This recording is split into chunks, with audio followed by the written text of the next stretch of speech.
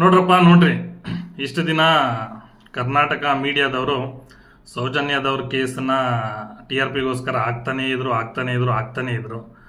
ಇವಾಗ ನಮ್ಮ D boss ಅವ್ರ ನ್ಯೂಸನ್ನ ಸ್ಟಾರ್ಟ್ ಮಾಡಿದ್ದಾರೆ. ನಿಲ್ಸೋದೇ ಇಲ್ಲ, ಸತತವಾಗಿ 6 ತಿಂಗಳು 1 ವರ್ಷ ಟಿ ಆರ್ ಪಿಗೋಸ್ಕರ ಅವ್ರದ್ದು ಆಗ್ತಾನೆ ಇರ್ತಾರೆ. ಡಿ ಬಾಸ್ ನಿಂತ್ಕೊಂಡ್ರು, ಡಿ ಬಾಸ್ ಮಲ್ಕೊಂಡ್ರು, ಡಿ ಬಾಸ್ ಜೈಲಲ್ಲಿ ಏನು ಮಾಡ್ತಿದ್ದಾರೆ, ಇವರೇ ಜೈಲೊಳಗೆ ಹೋಗಿ ಕೂತ್ಕೊಂಡು ಒಂದು ಸ್ಟೋರಿನೇ ಬರೆದ್ಬಿಡ್ತಾರೆ ಡಿ ಬಾಸ್ ಬಗ್ಗೆ. ಈಗ ರೀಸೆಂಟಾಗಿ ವಿಷ್ಣು ಸರ್ ಅವರ ಸಮಾಧಿ ಎಲ್ಲ ಹೊಡೆದಾಕಿದ್ದಾರೆ. ಏನು ರೀಸನ್ನೋ ಗೊತ್ತಿಲ್ಲ. ಇವತ್ತು ನ್ಯೂಸಲ್ಲಿ ನೋಡಿದೆ, ಸುದೀಪ್ ಸರ್ 1/2 ಎಕರೆ ಜಮೀನು ತಗೊಂಡಿದ್ದಾರೆ ವಿಷ್ಣು ಸರ್ ಅವರ ಸ್ಟ್ಯಾಚು ಮಾಡಿಸೋದಕ್ಕೆ, ಪ್ರತಿಮೆ ಮಾಡಿಸೋದಕ್ಕಂತೆ. ಎಂಥ ಒಳ್ಳೆ ವಿಷಯ.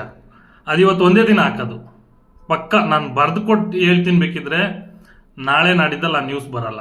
ನಾಳೆ ನಾಡಿದ್ದಲ್ಲಿ ಮೀಡಿಯಾದವರು again they will come back to D boss. T R ಪಿಗೋಸ್ಕರ ಡಿ ಬಾಸ್ ಬಗ್ಗೆ ನಾವೇನು ಮೀಡಿಯಾದಲ್ಲಿ ಹಾಕಲ್ಲ ಅಂದವರು ಇವಾಗ ಮತ್ತೆ ಡಿ ಬಾಸ್. ಮನುಷ್ಯ ಅಂದಮೇಲೆ ಏನೋ ಒಂದು ತಪ್ಪು ನಡೆಯುತ್ತೆ. ಹಂಗಂತ ಜಗತ್ತಲ್ಲಿ ಯಾರು ತಪ್ಪೇ ಮಾಡಲ್ವಾ? ಇವರೊಬ್ಬರೇನ ತಪ್ಪು ಮಾಡಿರೋದು? ಏನು ಇರೋ ಬರೋರೆಲ್ಲ ಡಿ ಬಾಸ್.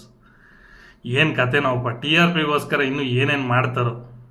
ಈ ವಿಡಿಯೋನು ಮೀಡಿಯಾದವ್ರಿಗೆ ಸಿಕ್ಕರೆ ಇದನ್ನು ಏನಾದ್ರು ಒಂದು ಏನಂತೀರ, ಟಿ ಆರ್ ಪಿಗೋಸ್ಕರ ಡಿ ಬಾಸ್ ಫ್ಯಾನ್ಸ್ಗಳು ಅನ್ಎಜುಕೇಟೆಡ್ ಹಾಗೆ ಹೀಗೆ ಅಂತ ಆಗ್ತಾರೆ. ಡಿ ಬಾಸ್ ಫ್ಯಾನ್ಸ್ಗಳು ಬರೀ ಕರ್ನಾಟಕದಲ್ಲ, ಇಡೀ ಪ್ರಪಂಚದಲ್ಲೇ ಇದ್ದಾರೆ. ಯಾರೋ ಕೆಲವರು ಏನೋ ತಿಳಿದಿರೋರು ಮಾತಾಡಿರ್ತಾರೆ ಅಂತ ಅವ್ರದನ್ನೇ ರಿಪೀಟೆಡ್ ಆಗಿ ವಿಡಿಯೋ ಆಗ್ತಾರತ್ತು.